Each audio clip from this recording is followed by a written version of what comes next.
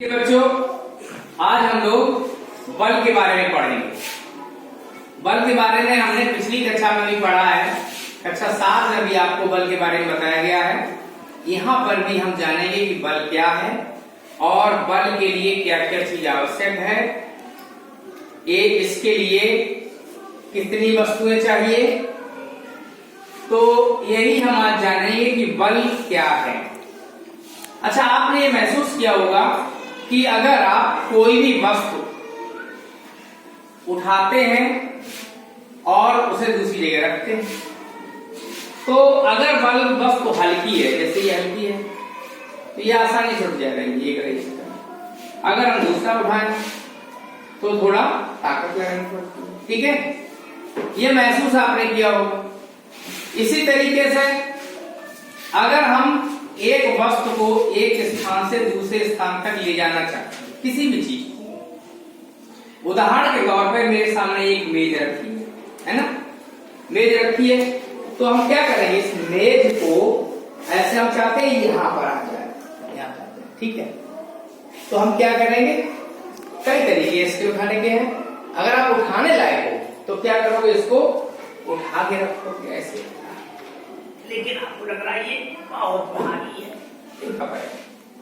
फिर अगला प्रयास आप करते हैं। ठीक है, तो फिर क्या करते हैं, चलो ज्यादा भारी खिसका लेते हैं इसको या खींच लेते हैं।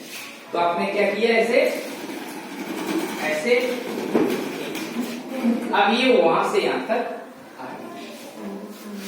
तो वहां से यहां तक आने के लिए जो आपने इस चीज पर, जिस चीज को अप्लाई किया, जिस चीज को इसके ऊपर लगाया, जिससे ये खिंच गई, वही बल है।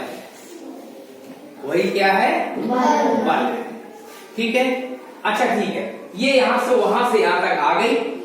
अब हम इसको वहीं पहुंचाना चाहते हैं, तो क्या करेंगे, इस पर हम यहां से हमने प्रयास से तो खींच किया, दूसरा प्रयास हम धक्के का करेंगे।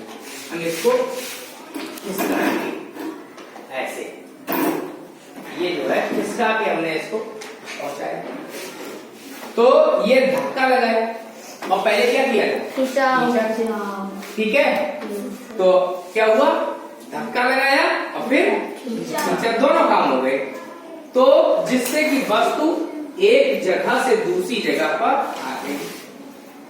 ठीक है, उसकी स्थिति में परिवर्तन हो गया। क्या हो गया, उसकी स्थिति में परिवर्तन हो गया। अब क्या करेंगे, हम कहेंगे कि बल वह धक्का या खिंचाव है। बल क्या है, धक्का या खिंचाव जो एक वस्तु से दूसरी वस्तु पर आरोपित होता है। बात समझे? तो कितनी वस्तुएं कम से कम चाहिए, दो वस्तुएं चाहिए बल का ज्ञान करने के लिए। ठीक है, यानी कि एक, जैसे हमने यहाँ पर आपको तो एक वस्तु थी, एक वस्तु नहीं थी। ठीक है, दूसरी हम किस पे खिसका रहे, फर्श पे खिसका रहे, ये हवा में तो नहीं, यानी उठाया और यहाँ पर ले गया और वहां पर ले गया। ठीक है, तो इसके संपर्क में कोई चीज है, या फिर अगली वस्तु हम ये हो गई। तो ये दो चीजों के बीच क्रिया होती है, तब बल आरोपित होता है। अकेले वस्तु अपने ऊपर बल लगा लेगी, नहीं लगा पाएगी। इसके लिए भी अगर ये रखी हुई है तो फर्श है, इसके संपर्क, ध्यान रखिएगा। तो बल वह धक्का या खिंचाव है जो एक वस्तु से दूसरी वस्तु पर आरोपित होता है। बात समझे? चलिए अब इसको दूसरे तरीके से समझते हैं। हमने देखिए यहाँ पर एक चित्र बनाया है, ये वस्तु है ना। यहाँ से हम इसको कहाँ तक ले जाना चाहते हैं, इस वस्तु को हम यहाँ से मान लो धक्का खिसकाना चाहते हैं, ऐसे ऐसे। तो क्या हुआ, हम इसको धक्का लगाएंगे। क्या करेंगे, इसको ये धक्का लगा रहे हैं ऐसे, है ना। धक्का यही बल है, धक्का क्या है, बल है। देखा है, धक्का बल। ठीक है, अभी खिसका रहे हैं।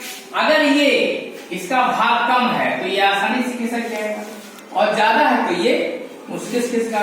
अब जब मान लो पहुंच गया, फिर हमने इसमें क्या किया, इसको, चलिए फिर हमने इसको खींचा, ये मैंने यहाँ लिखा भी है खिंचाव। इस वस्तु को क्या किया, ये खींचा, चाहे रस्सी से खींचिए चाहे पकड़ के खींचिए, खींचा तो खींचने पर भी ये विस्थापित होगा, अपनी जगह परिवर्तित होगा। ठीक है, तो क्या हो गया, ये बल, धक्का या खिंचाव। ढंग से दिमाग में घुसा। बल क्या है, धक्का या खिंचाव, जो एक वस्तु से दूसरी वस्तु पर आरोपित होता है। आइए अब देखते हैं हम एक और उदाहरण की सहायता से। देखिए, हमने ये एक ये ईंट लिया, ठीक है, ये है, ये हल्का है थोड़ा सा, इसको उठाया तो हमने इसको आसानी से उठा लिया, ताकत हमें कम लगानी पड़ी। चलिए अब हम ये देखते हैं, ये भारी ईंट है, ये उठाया तो इसमें क्या हुआ, मुझे ताकत ज्यादा लगानी पड़ी। चलिए ये एक उदाहरण ये हो गया।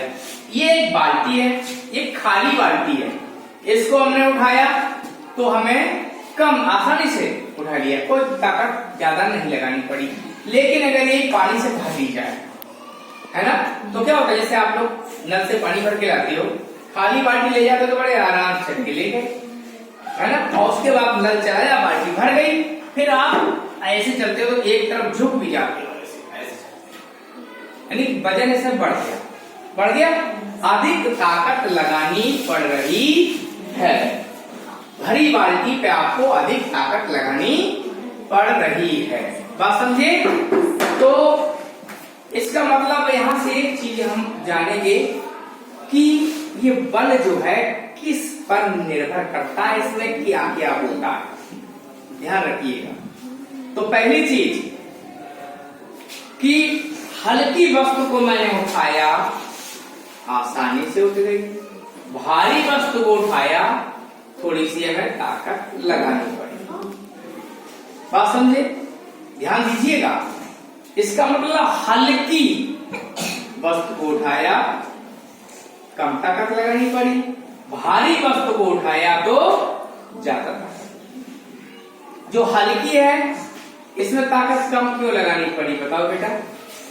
क्योंकि इसमें द्रव्यमान कम है, जोर से बोला करो, दबी आवाज में नहीं, इसका द्रव्यमान कम है। चलिए अब हमने क्या किया, ये भारी सा ईंटा था, इसको उठाया, ये ताकत ज्यादा लगानी पड़ी ना इसमें, क्यों, इसका द्रव्यमान ज्यादा है, मतलब साफ साफ इस पे अधिक बल लगाना पड़ा।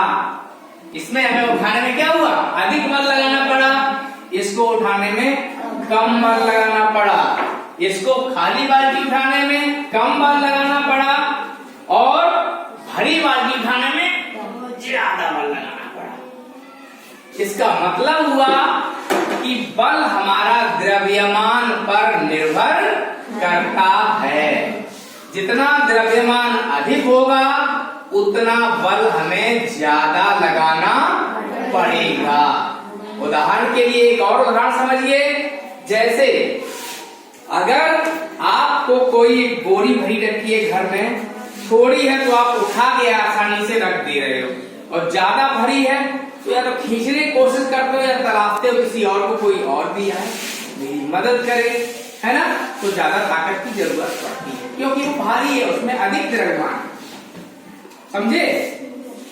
दूसरी चीज यहाँ पर एक चीज और क्लियर करेंगे कि बल में क्या क्या होता है।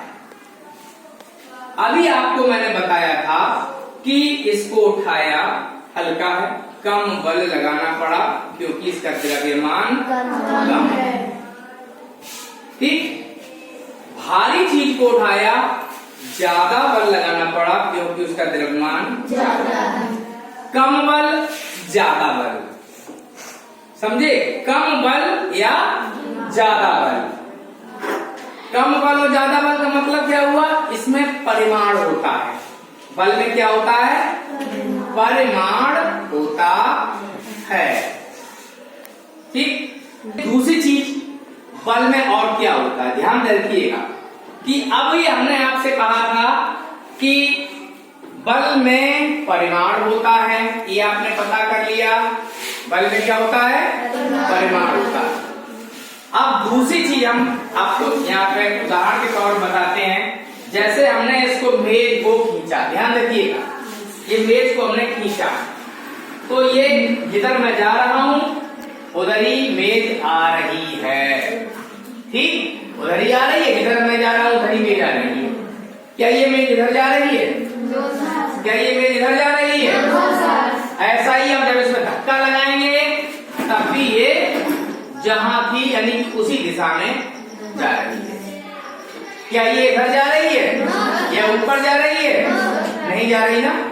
जिधर खींच रहे हैं उधर जा रही है, जिधर धक्का लगा रहे हैं उधर जा रही है। मतलब इसका क्या हुआ? मतलब ये हुआ अगर हम इसको इधर खींच रहे हैं तो बल इसी दिशा में लग रहा है, अगर इसको हम इधर धक्का मार रहे हैं तो बल इसी दिशा में लग रहा है। समझे बात को? यहां से क्या चीज क्लियर होती है कि बल में दिशा भी होती है।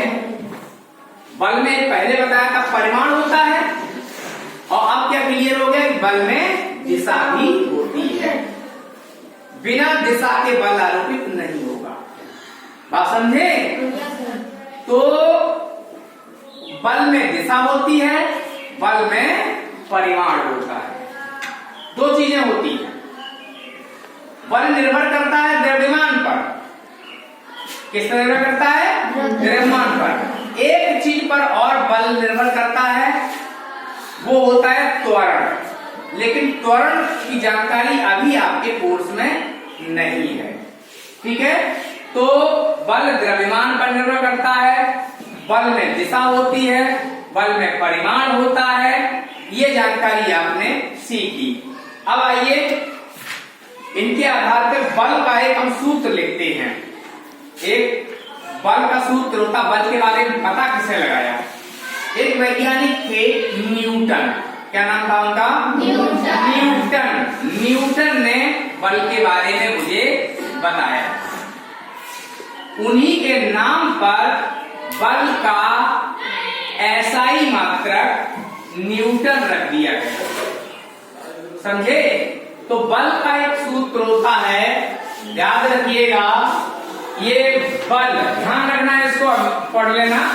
बल बराबर ये है द्रव्यमान गुणा त्वरण। त्वरण, हालांकि ये त्वरण अभी आपने नहीं सीखा है, ठीक है, लेकिन अगर आपने ये अभी हम बता देंगे तो आगे के लिए आपको ये रहेगा, हाँ मैंने इस नाम को सुना तो था। तो जब भी आपको पढ़ाया जाएगा तो ये आपकी समझ में आ जाएगा। तो इसी से हम इसका मात्रक निकालते हैं। द्रव्यमान का मात्रक किलोग्राम होता है, त्वरण का मात्रक मीटर प्रति सेकंड स्क्वायर होता है। यहाँ पर आपको जानना यह है कि बल का एसआई मात्रक, बल का एसआई मात्रक, ध्यान रखिए बेटा, बल का एसआई मात्रक बड़ा बड़ा लिखे दे रहा हूं मैं, न्यूटन। क्या है ये? न्यूटन। न्यूटन एक वैज्ञानिक थे, उन्होंने ही बल के बारे में पता लगाया था, उन्होंने ही बल का सूत्र बताया था, इसीलिए उन्हीं के नाम पे बल का मात्रक न्यूटन रखा गया है।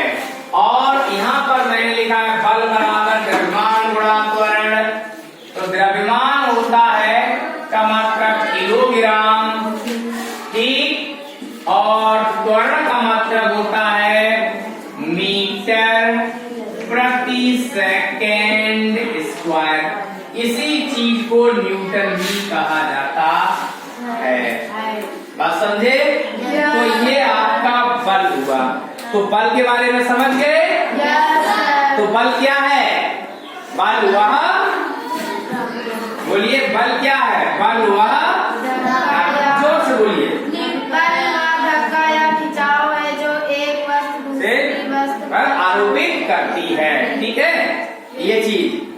बल वह धक्का या खिंचाव है जो एक वस्तु से दूसरी वस्तु पर आरोपित होता है। बल का ऐसा मात्रक क्या होता है? बल का ऐसा मात्रक